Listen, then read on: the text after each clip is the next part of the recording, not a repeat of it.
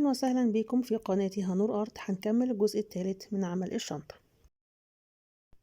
أبدأ أعمل غرز مائلة عند زوايا الجوانب. في البداية قلتلك ابعدي عنها وحددي مستطيل تعملي جواه غرز مائلة. دلوقتي جاء وقت إن أنا أعمل غرز مائلة في زوايا البلاستيك. بدخل طرف الخيط من نهاية الغرز الأولى وبعمل صفوف أو صف من الغرز المائلة. لو في مربع كبير موجود في الأطراف بدخل فيه الخيط مرتين علشان ما يكونش فيه فراغ واضح من البلاستيك.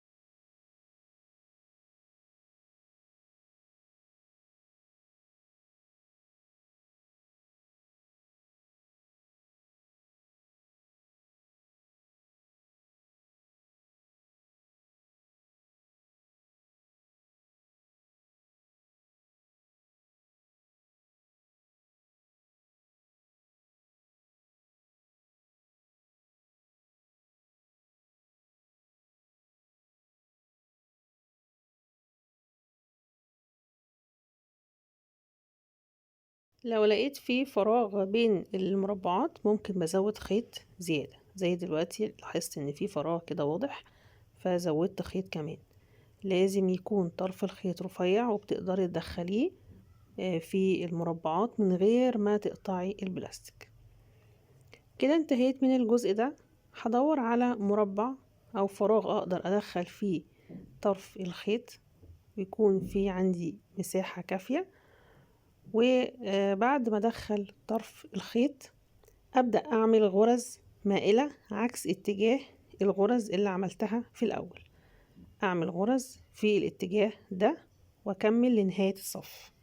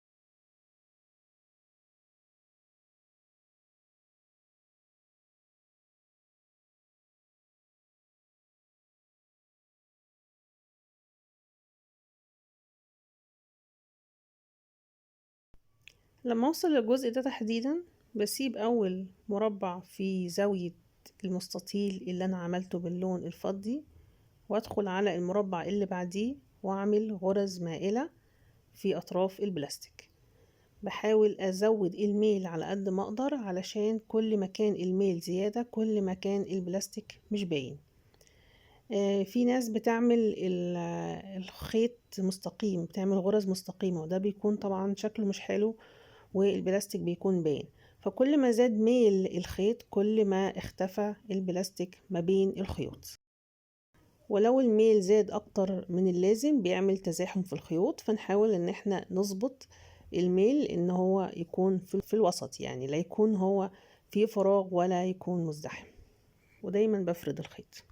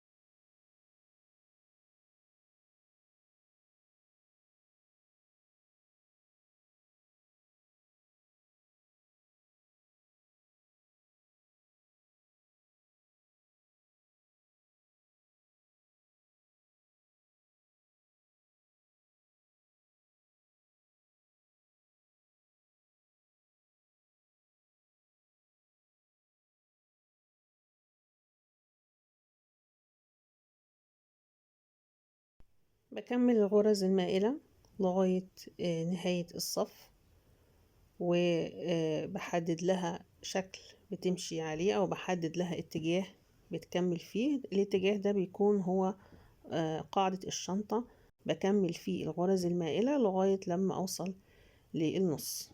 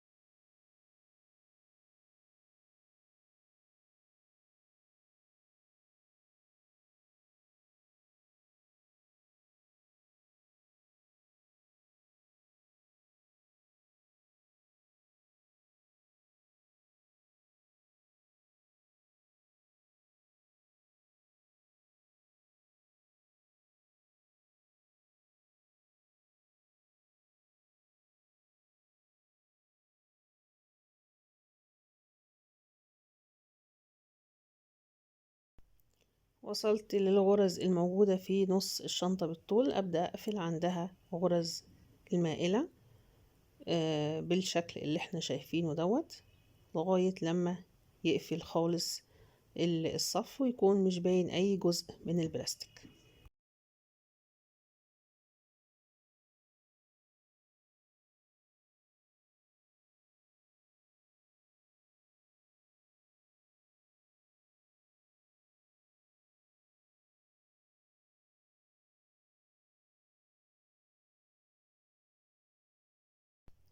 بكرر نفس الخطوات من الناحية التانية، نلاحظ ان هم عكس اتجاه بعض، الاتجاه ده عكس الاتجاه التاني.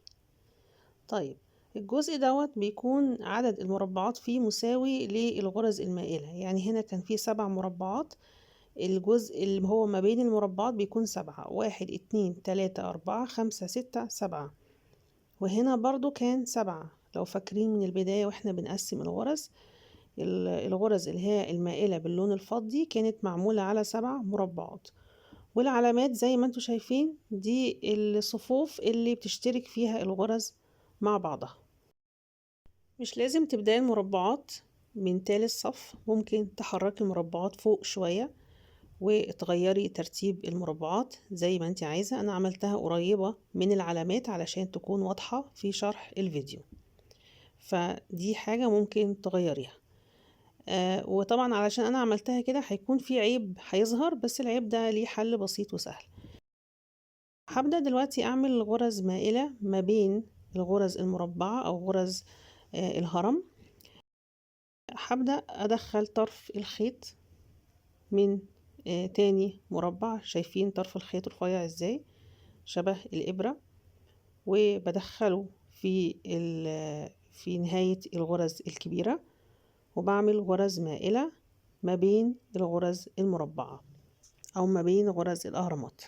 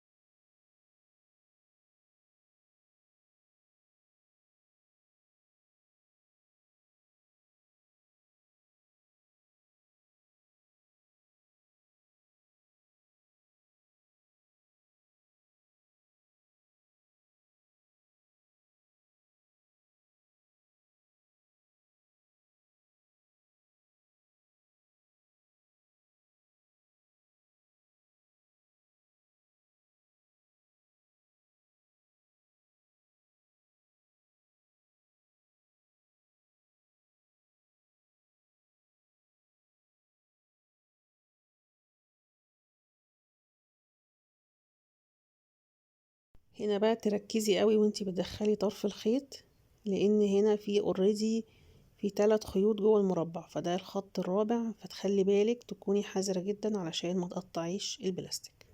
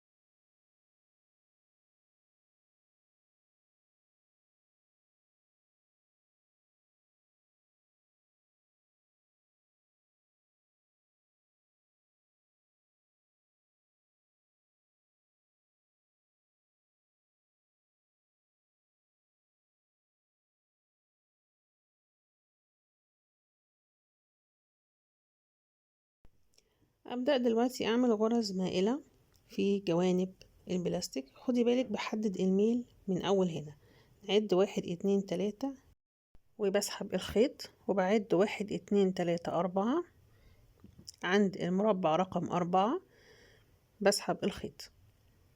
سحبت الخيط برجع اعمل غرزة بعدها على طول في المربع اللي بعدها. طرف الخيط بثبته بايدي من الناحية التانية، مش عايزاه قصير، انا عايزاه طويل شوية. فبدخل طرف الخيط في المربع اللي بعديه واسحب الخيط واكمل غرز مائلة على نفس الاتجاه. مهم جدا في الجزء ده انك تكوني عارفة ميل الخيط وتكوني محدداه من الاول.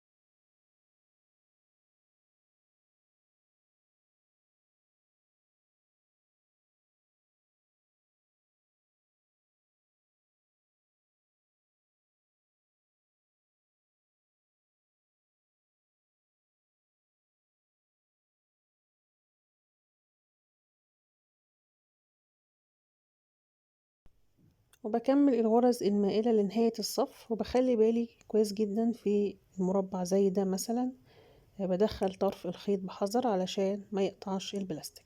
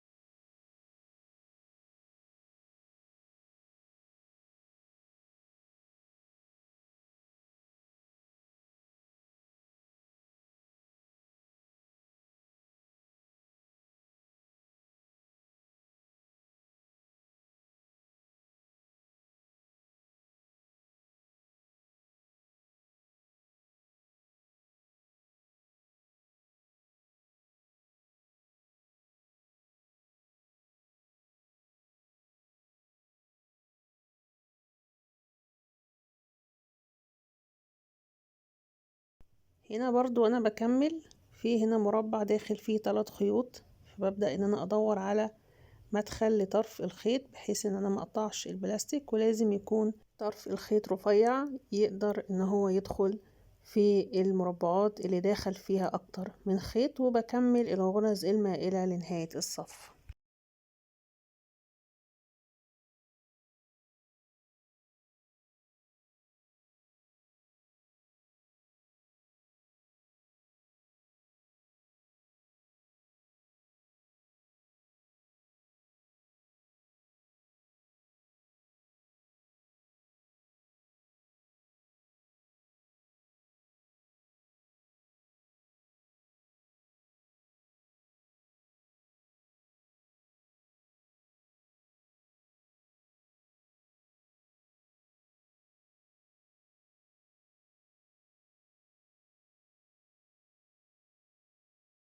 وصلت للمنحنى في اسفل البلاستيك. هتعامل مع كل مربع كبير موجود في الزوايا على انه هو مربعين، بدخل فيه الخيط مرتين.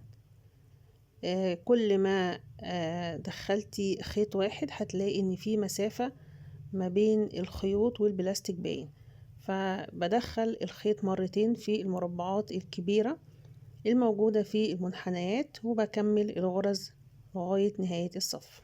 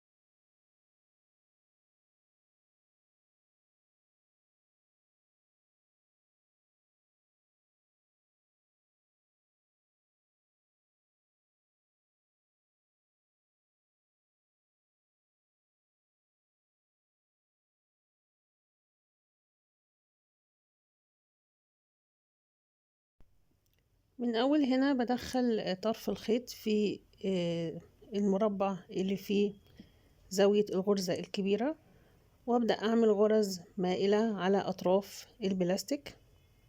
علشان اعمل غرزة مائلة بسيب مربع واحد وادخل في المربع اللي بعديه، وبكمل الغرز المائلة.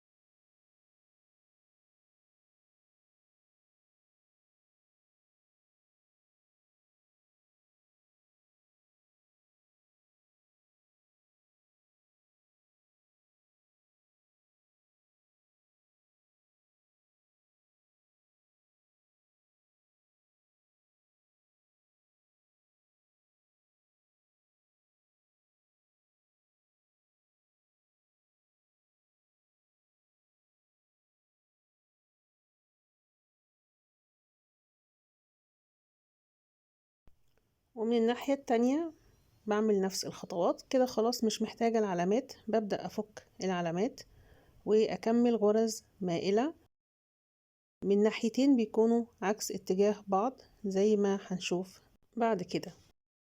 انتهى الجزء الثالث، شكرا على المشاهدة، تابعوني في الجزء الرابع.